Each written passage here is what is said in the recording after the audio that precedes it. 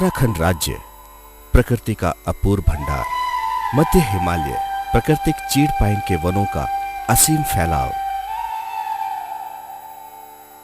चीड़ जलौनी लकड़ी के लिए इन्हीं पेड़ों पर कुछ आश्रित ग्रामीण।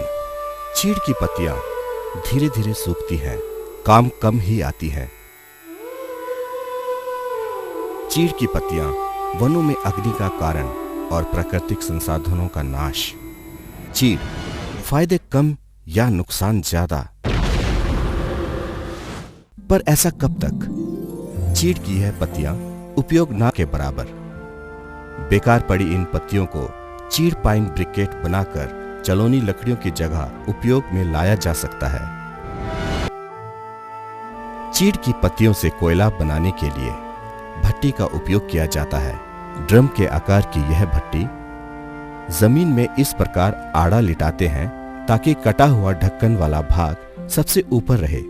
ऐसा करने से इस भट्टी में अधिक से अधिक चीड़ की पत्तियां आसानी से भरी जा सकती हैं। इस ड्रम में पहले थोड़ी चीड़ की पत्तियां भरकर आग जला देते हैं। इसके ऊपर से चीड़ की और पत्तियां ड्रम में इस तरह डालते हैं कि अवशेष जले तो जरूर, पर लौ ना बने।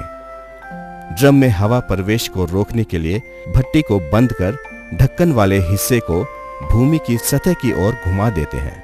ऐसा करने पर भट्टी में कम समय में ज्यादा कोयला बन जाता है।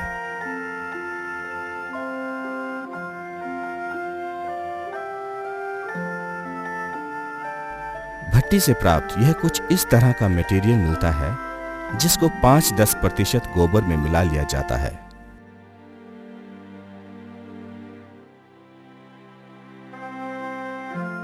अब इस ठोस मिश्रण को मशीन के हॉपर में धीरे धीरे डाला जाता है। ब्रिकेट्स मशीन को 1 हॉर्स पावर या 2 horse power single phase motor द्वारा चलाया जाता है।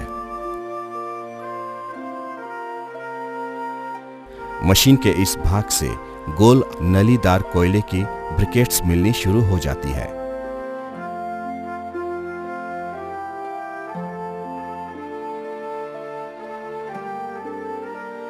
मशीन की क्षमता 1 घंटे में 60 किलो कोयला तैयार करने की है।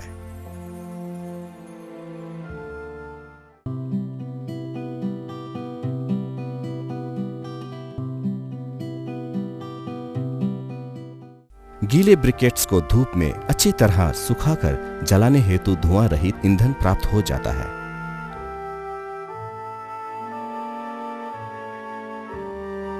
इन ब्रिकेटों को उन्नत ईंधन स्टोव के माध्यम से उपयोग में लाया जा सकता है। इस कोयले की तापीय क्षमता 5800 किलो कैलोरी प्रति किलोग्राम तक होती है।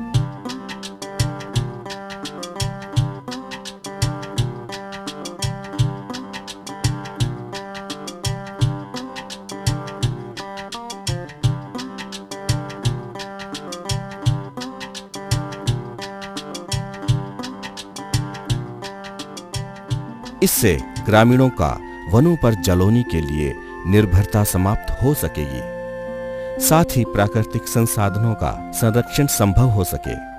ये ब्रिकेट मशीन और स्टोव उत्तराखंड के गांवों के लिए वरदान साबित होगा।